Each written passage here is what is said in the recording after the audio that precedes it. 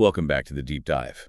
This is the show where we take a huge stack of sources. We're talking articles, deep critical analyses, interviews, and we try to build you a shortcut to, well, to really understanding a topic. And today we're stepping into a world that is, let's say, unrelenting. It's often terrifying, but it's always profoundly intellectual. We're talking about one of the absolute giants of American literature. Cormac McCarthy. Right. Born Charles Joseph McCarthy Jr. Lived from 1933 to 2023.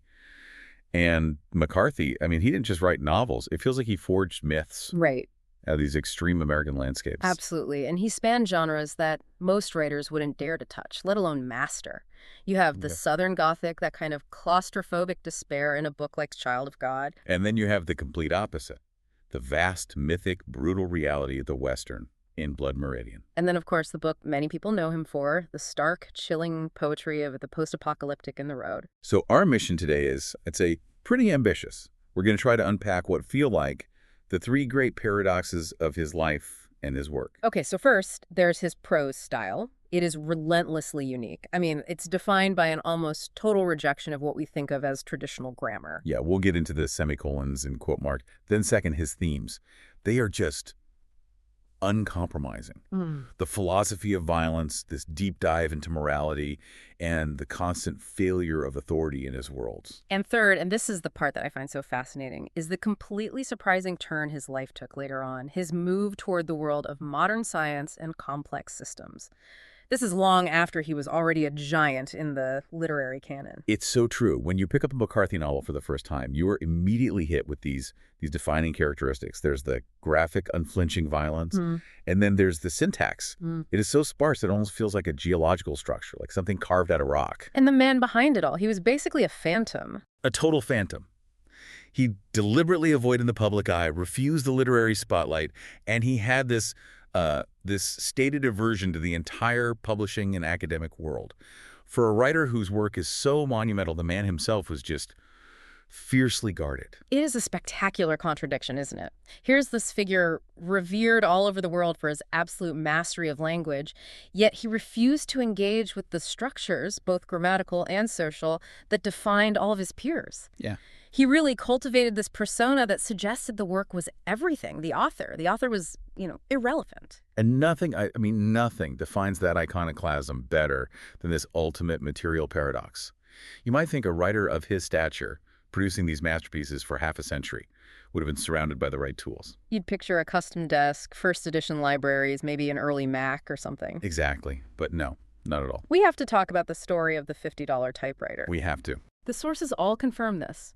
He produced millions of words of some of the most important fiction of the century, all his letters, even his screenplays. All on a single, portable Olivetti Lettera 32 typewriter. Which he bought for $50. 50?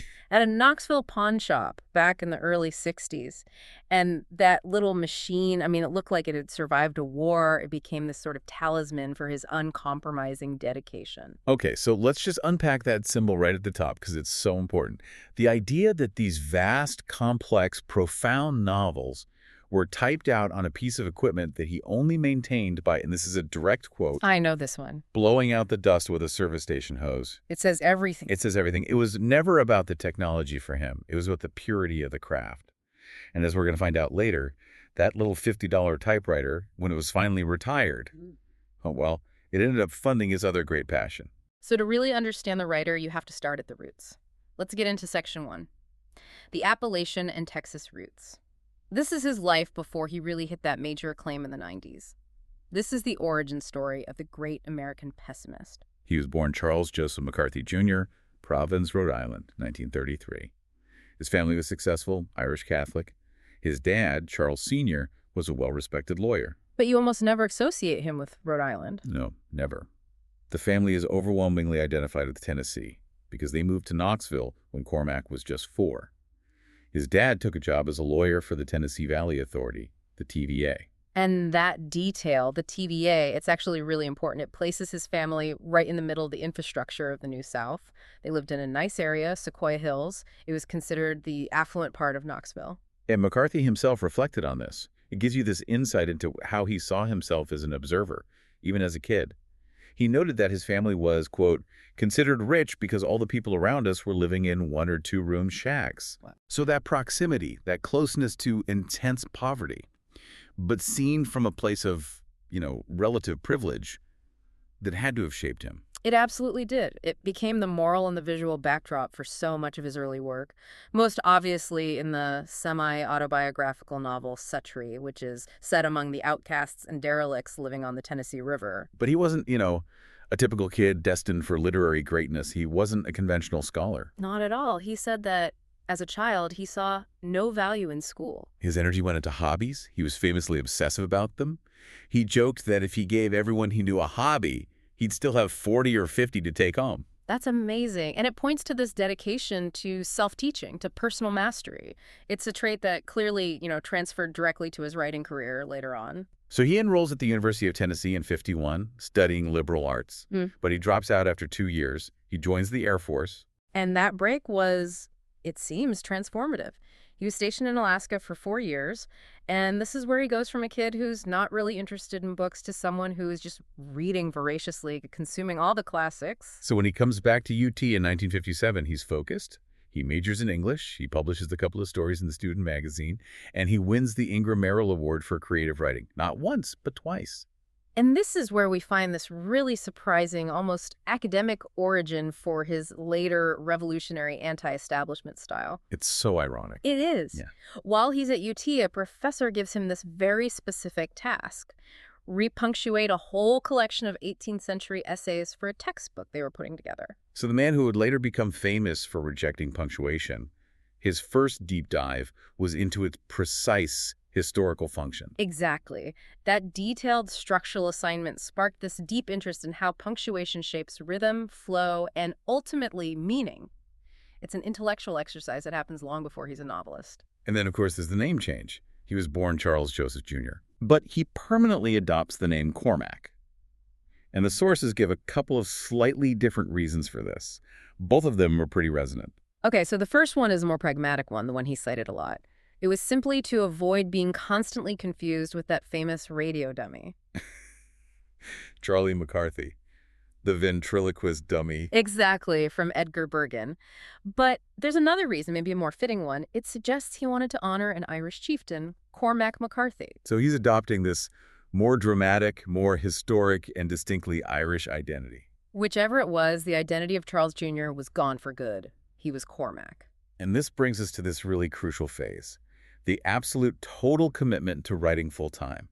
He ended up so brutally. I always knew that I didn't want to work. That's it. And that one decision led directly to these legendary periods of, ascetic poverty. It really did. But let me just play devil's advocate here for a second. Yeah. Because critics sometimes look at this period, living in a shack, refusing lucrative speaking gigs, and they argue that for a man who came from a comfortable, well-to-do family in Knoxville, this whole ascetic lifestyle was almost a performance. Was the extreme poverty truly necessary? Or was he sort of deliberately cultivating this persona of the uncompromising, uncommercial artist? That is a fair and a really complex question. The sources, I would say, lean pretty heavily towards sincerity, or at the very least, a deeply, deeply held belief that any kind of commercial pursuit inherently contaminates artistic purity. And we have the accounts from his first wife, Lee Hallman, to back this up. We do.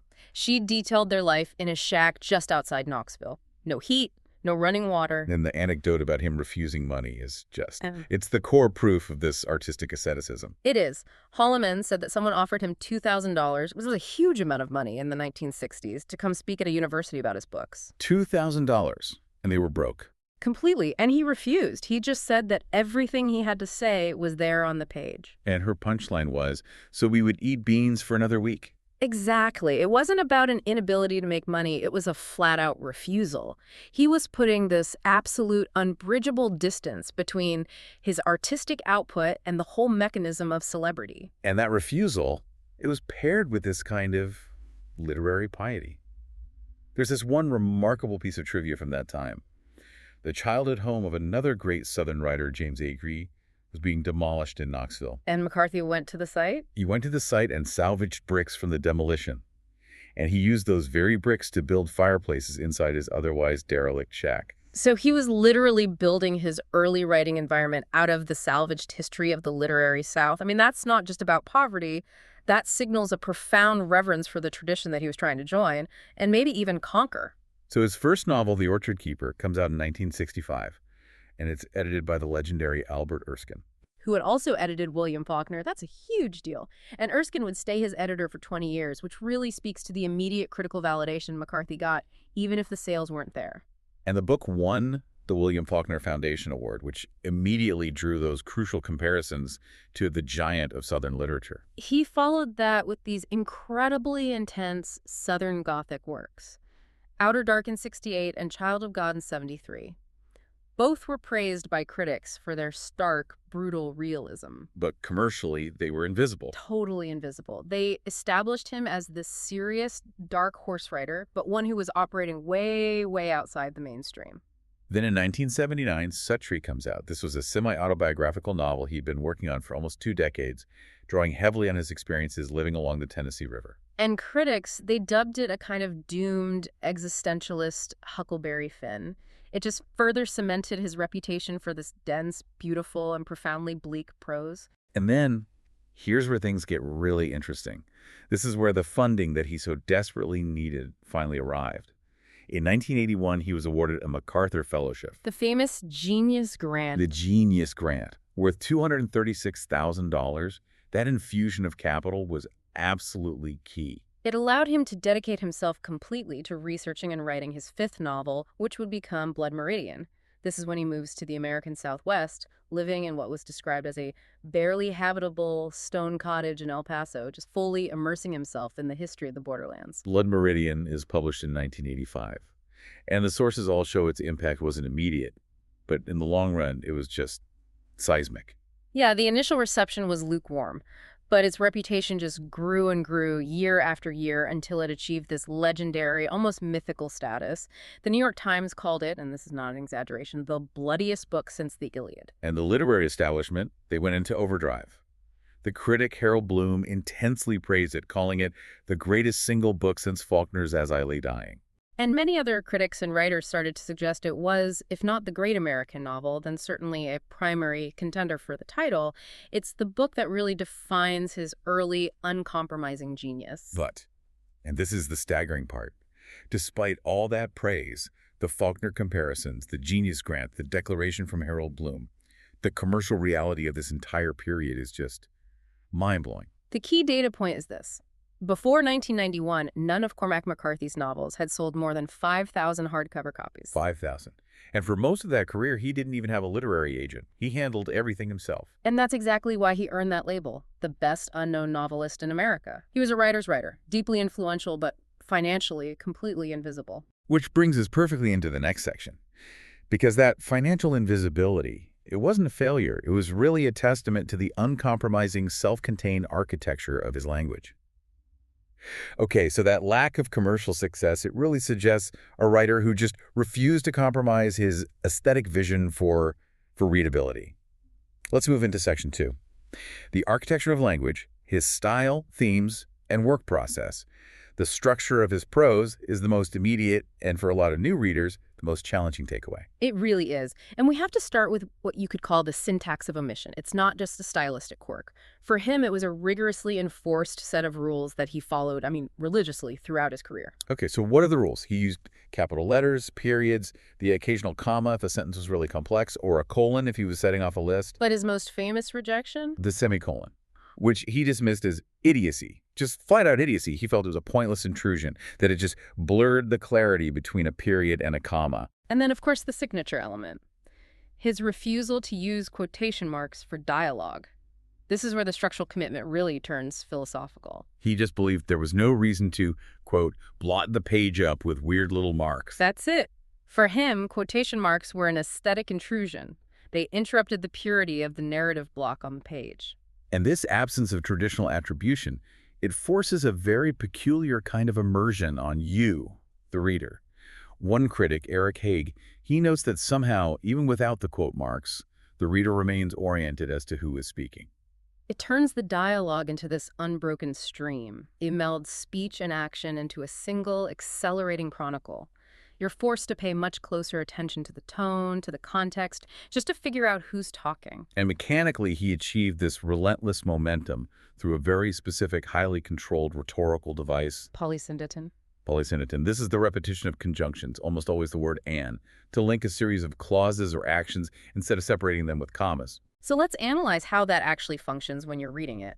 When you read a list of events that are all linked by and instead commas, the clauses just pile up on each other. There's no structural hierarchy. Right. The reader is given no natural place to pause, no place to breathe.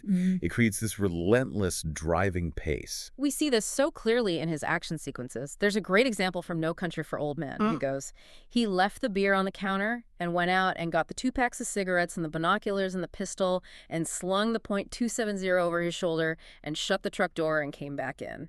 It's just one thing after another after another. And that polysyndeton, it becomes a structural metaphor for his central themes. Oh, so? Well, if everything is linked by an inevitable and, it suggests a narrative where one action leads inexorably to the next. Fate can't be escaped. The violence is just a relentless, deterministic march forward. The style perfectly mirrors the philosophy of his world. Now, here is the most incredible counterpoint. This is what connects his sparse literary style back to the world of technical precision. That same drive for clarity, for minimal intrusion, that led him to reject quotation marks. It also defined his parallel career. As a copy editor for scientific texts. This is such a remarkable nugget of knowledge for you to take away. Cormac McCarthy spent time removing commas and refining the prose in highly technical work. Including W. Brian Arthur's incredibly influential economics article on technology and increasing returns. It was published in the Harvard Business Review. And he also copy-edited work for Nobel-level physicists, people like Lawrence M. Krauss and the theoretical physicist Lisa Randall. Just think about what that requires. Copy editing a scientific paper demands absolute precision. You have to remove all ambiguity. It's a relentless focus on transmitting information with the absolute minimum of interference. So his stylistic rules in his fiction, no semicolons, no quote marks, they're fundamentally about achieving the maximum clarity through omission.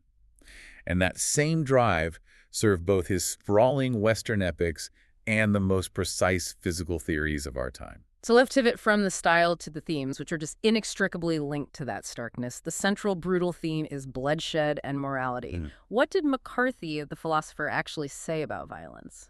His views were uncompromising and deeply pessimistic about the human condition. He stated it plainly, there's no such thing as life without bloodshed.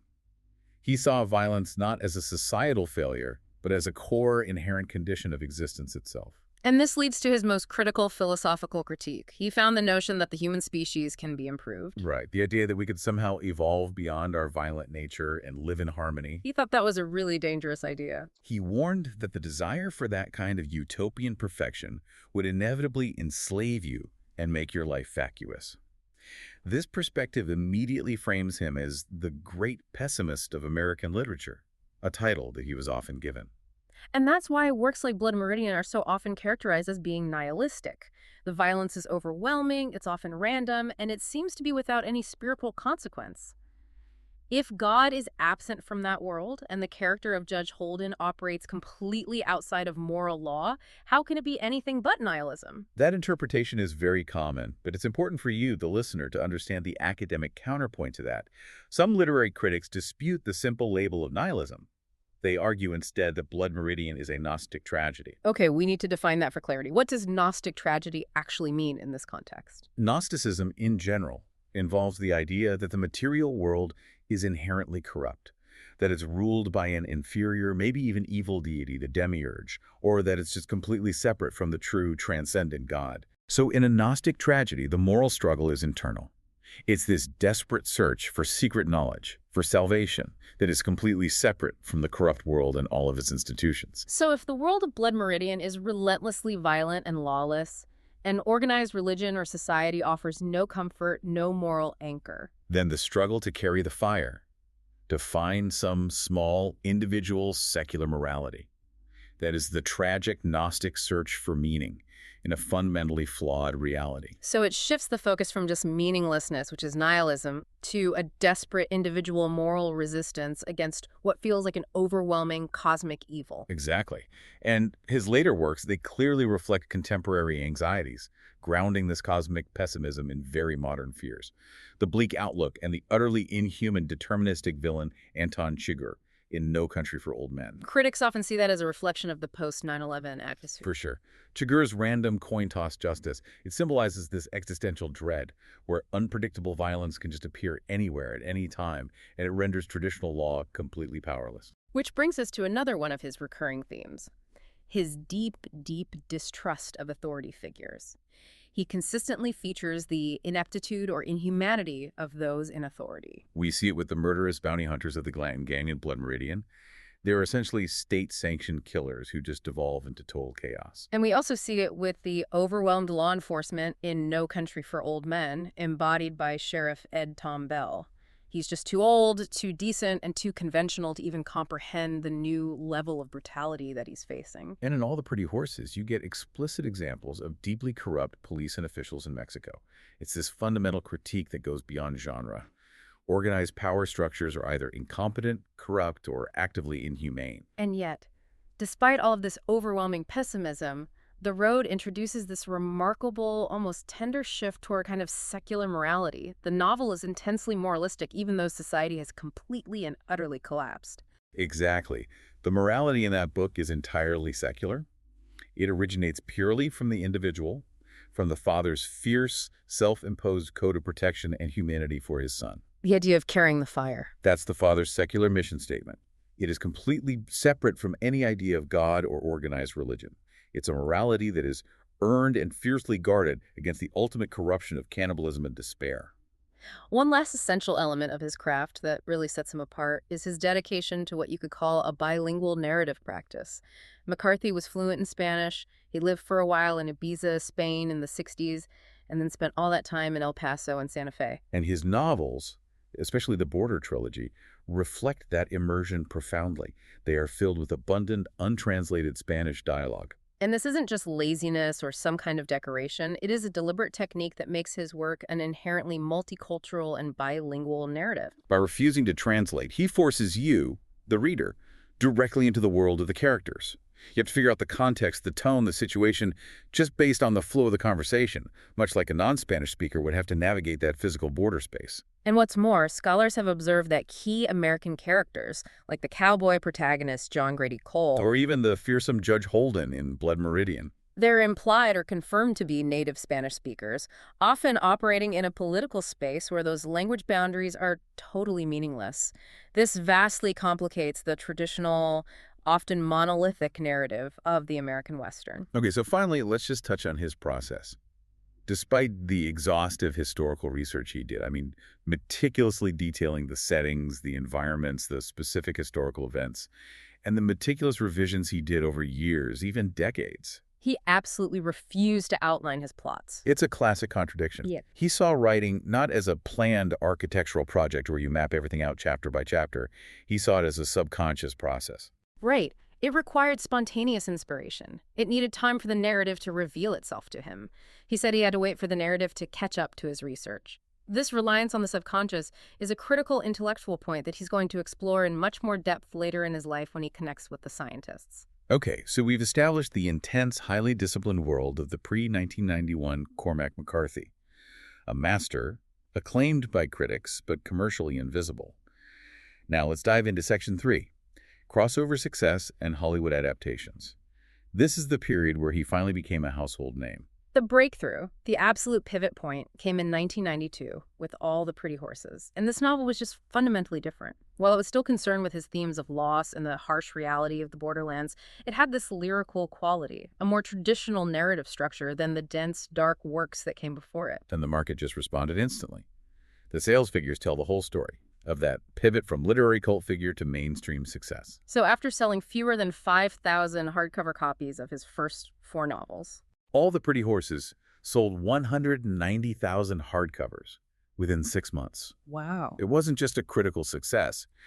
It won the National Book Award and the National Book Critics Circle Award. It was a true commercial phenomenon. And this novel was the first book in what became the Border Trilogy, which just solidified his mainstream fame. It was followed by The Crossing in '94 and Cities of the Plain in '98. The trilogy broadened his audience dramatically and finally brought financial stability to a man who had intentionally courted poverty for decades. He also continued his dramatic writing during this period. He published his second play, The Stonemason, in 1995. And this commitment to theater and screenplay writing, it shows a mind that was always exploring the most efficient way to deliver a narrative. And that efficiency of language leads us directly to No Country for Old Men, which was published in 2005. It's unique because it was originally conceived and actually drafted as a screenplay before he turned it into a novel. And that screenplay origin, it explains the book's highly stylized, minimalist nature even for McCarthy. It has less of the sprawling, descriptive geography of his other works. It's composed largely of dialogue. It's a structurally stripped-down novel that translates almost perfectly to the screen. And the Coen brothers saw that potential immediately. Their film adaptation in 2007 was a cultural juggernaut. It won 4 Academy Awards, including Best Picture. And that film, it brought his dark, uncompromising themes, the randomness of evil, the failure of modern systems. It brought them into the global consciousness. For millions of people, the chilling figure of Anton Chigurh became the face of Cormac McCarthy's world. But the novel that truly defined his later literary legacy, and the one with this profoundly personal origin story, is The Road, published in 2006. The inspiration for this is incredibly poignant. It started with this late-night moment he shared with his young son, John Francis. They were staying at a motel in El Paso. And McCarthy looked out the window in the dead of night and just imagined the city utterly ruined. He saw fires up on the hill and everything being laid to waste. That terrifying, desolate image, which he initially just jotted down in 2 pages, that became the seed for the whole post-apocalyptic narrative. 4 years later, while he was in Ireland, he expanded that 2-page idea into the full novel. And the core, terrifying horror of the cannibals, which is a defining threat in the book, that came from a discussion he had with his brother. But the truly personal touch, and what gives that novel its emotional power, is that many of the conversations between the lone father and his young son were verbatim discussions that McCarthy had had with his own son, John Francis. The emotional intensity is rooted in real-life paternal anxiety. The Road got immediate, overwhelming international acclaim. It won the 2007 Pulitzer Prize for Fiction, which is the highest honor in American letters. And in perfect McCarthy fashion, he did not accept the prize in person. He sent his editor, Sonny Mehta, to represent him. The success of The Road led to something truly unimaginable. Cormac McCarthy agreed to do his first ever television interview. After decades of refusing the media, viewing interviews as just a distraction from the work. This was the Oprah interview in 2007. The Road was selected for Oprah's book club, and it offered this crucial, though very fleeting glimpse into the intensely private man. And crucially, where the interview took place. It wasn't in a bookstore or a university or some Manhattan studio. It took place in the library of the Santa Fe Institute. And that location was a massive clue about his actual intellectual priorities. It was a huge signal. He spoke pretty candidly. He shared stories of the extreme poverty he'd endured early in his career, which validated all those anecdotes we discussed earlier. But the critical piece of information he used that platform to relay was about his intellectual allegiance. He explicitly stated that he did not know any other writers, and that he much preferred the company and the conversation of scientists. And that public declaration, it just confirmed what his work had often implied. His true intellectual loyalty was not to the literary world that he dominated, but to the world of objective inquiry, of physics and complex systems. And this preference, it sets up the final, most intellectual, and arguably most surprising phase of his entire career. It's also worth noting he maintained his engagement with dramatic forms, which confirms his interest in that efficient, dialogue-driven storytelling. His 2006 play, The Sunset Limited, was adapted into a film in 2011. And he sold the original screenplay, The Counselor, in 2012, which was released as a film in 2013, so he's still very much active in that world as well. Yeah. So let's move now into Section 4, Science, Language, and the Santa Fe Institute. This is the period from about 2014 until his death in 2023, where his scientific interests became explicit and really started to profoundly influence his final works. This is a phase that is just. It's unique for a writer of his stature. McCarthy became a highly engaged trustee at the Santa Fe Institute, SFI, and this is not a traditional university. It's a multidisciplinary research center focused on a field called complex adaptive systems. We should probably define that term for you, the listener. Complex adaptive systems, or CAS, is the study of systems that have many components that interact and adapt over time. Like what?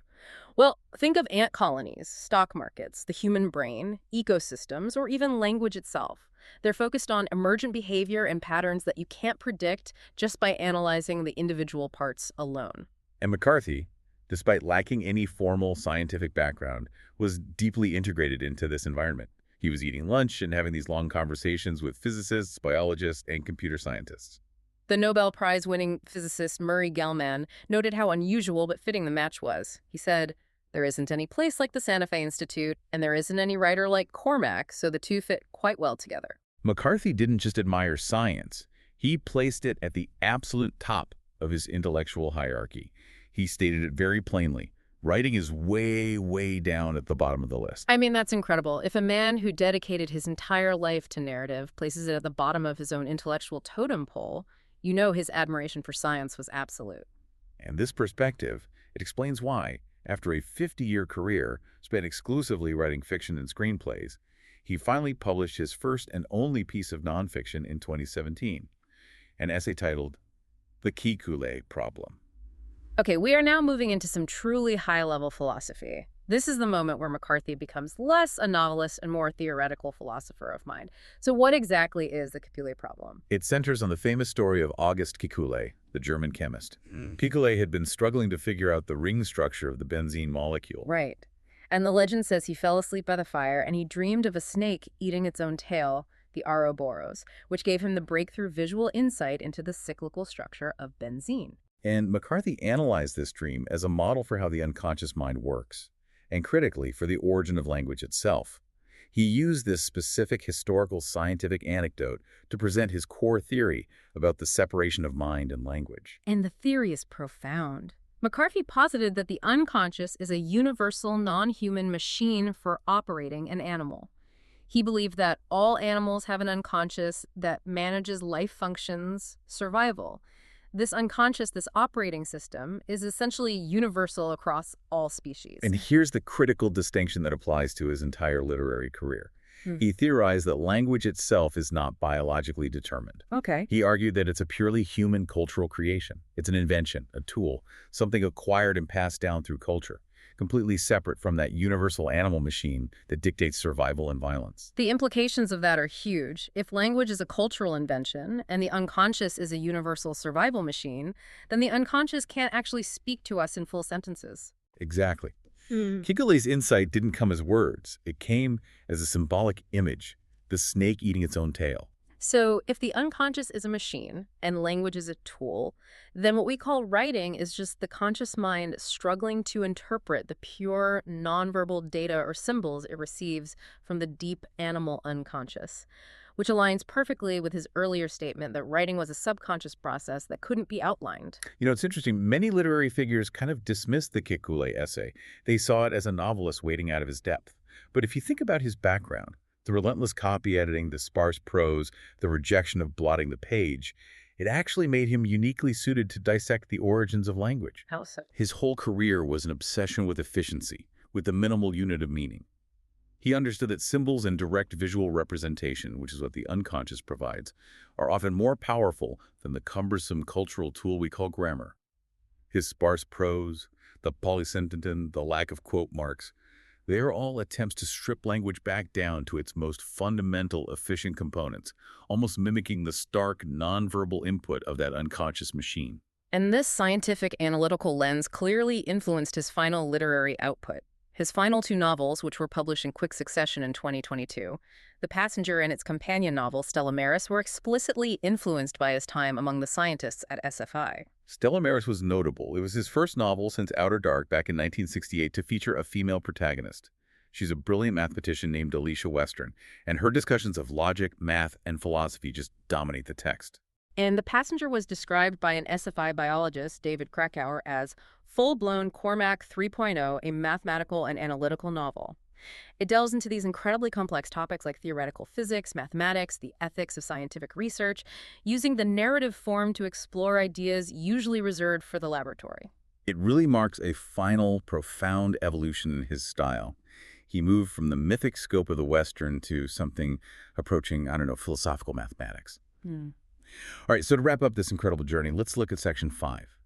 His legacy, critical acclaim, and that iconic Olivetti typewriter. Right. We have to circle back to the typewriter because it is the perfect encapsulation of his minimalist, uncompromising approach, and it provides a final, perfect anecdote. It truly is an iconoclastic tool. He wrote virtually all of his fiction, all his correspondence between the early 60s and 2009 on that single Olivetti Letter 32. Bought for $50, the amount of output it generated, something like 5 million words of published fiction, is just astounding. The book dealer, Glenn Horowitz, he summed up the significance of this machine perfectly. He said the modest typewriter acquired a sort of talismanic quality through its connection to McCarthy's monumental fiction, as if Mount Rushmore was carved with a Swiss Army knife. So when he finally retired it in 2009, it was auctioned at Christie's. And the experts, they were expecting maybe $20,000. And it sold for a staggering $254,500. And the best part of the story, the perfect final detail of his anti-materialism. All the proceeds from that auction went directly to the Santa Fe Institute, funding the scientific research he so admired. And he replaced that priceless artifact with an identical functional model, which a friend of his bought for $11 plus shipping. It's a perfect, almost legendary loop of genius, self-effacement, and his institutional support for science. And his critical placement in the American literary canon is just. It's undeniable. The literary critic Harold Bloom, back in 2003, named McCarthy one of the 4 major living American novelists. He placed him in the highest company, alongside Don DeLillo, Thomas Pynchon, and Philip Roth. And Bloom didn't just offer faint praise. He included Child of God, Suttree, and Blood Meridian in his list of works that he predicted would endure and become canonical. And he reserved his highest praise for Blood Meridian, reiterating that it was the greatest single book since Faulkner's As I Lay Dying. Even earlier than that, the legendary novelist Saul Bellow praised his absolutely overpowering use of language, his life-giving and death-dealing sentences. McCarthy might have hated the literary scene, but the literary world certainly recognized his magnitude. We should also touch on the intensely private man and the mythology he cultivated. We know he was a teetotaler. He quit drinking in El Paso in '76, though a longtime friend later claimed he did resume drinking near the end of his life. And, of course, his famous and highly unusual aversion to other writers, preferring the company of physicists and mathematicians. And this personal theocracy, it created this very strange relationship with the digital age, even though he refused to use a computer. The irony is just delicious. He was constantly targeted by hoaxes. Twitter hoaxes about his death would spread, and one was even repeated by USA Today. It prompted the Los Angeles Times to write the headline, "Cormac McCarthy isn't dead. He's too tough to die." Fake verified accounts would impersonate him multiple times. So the Luddite, who completely eschewed the digital sphere, became a constant source of digital misinformation, which probably just validated his pessimistic views on the modern information environment. Cormac McCarthy died peacefully on June 13, 2023. He was 89 in Santa Fe, and his physical legacy is now contained in the Whitliff collections at Texas State University. It's 98 boxes, a total of 46 linear feet of papers, a tangible record of a life dedicated to meticulous craft and revision. His legacy is that of an author who really defined the extremes of the American experience, both historically in his portrayal of the frontier and stylistically in his relentless, demanding prose. So what does this all mean for you, the listener? McCarthy's genius, I think, lies in a powerful trifecta. First, his stark, unforgiving style, defined by that syntax of omission, no quotation marks, no semicolons, just pure declarative drive that creates a sense of narrative determinism. Second, his uncompromising philosophical themes, the nature of violence, morality, the inhumanity of authority, all of it often framed through that complex lens of a Gnostic tragedy. And third, and this is the most surprising part, his unique and impactful convergence of high literary artistry with deep scientific thought at the Santa Fe Institute. He wasn't just a writer, he was a thinker who used narrative to explore profound philosophical questions usually reserved for the sciences, like the origin of language and the nature of the unconscious. He saw violence not as an aberration that needed to be fixed, but as a condition of being an animal. He saw language not as instinct, but as a purely cultural tool. He made the frontier not just a physical place, but an intellectual one, pushing the boundaries of what the American novel could contain. So let's end with this final provocative thought. McCarthy described his final novel, The Passenger, as a mathematical and analytical novel. If we connect this intellectual return to the analytical scientific lens, the world of complex adaptive systems, with the bigger picture of his career, what does it suggest about the ultimate role of narrative? Does it imply that the greatest American stories, once you strip them of all sentimental punctuation and traditional morality, must ultimately be about the brutal, complex mechanics of the universe, rather than just human society or politics or emotion? What stands out to you? The fusion he achieved, it suggests that literature, at its absolute highest level, strives to understand the same fundamental, unchanging laws as physics. He sought the truth of the universe. He just happened to use prose instead of equations. A deeply compelling thought to leave you with. That's been the deep dive into the world of Cormac McCarthy.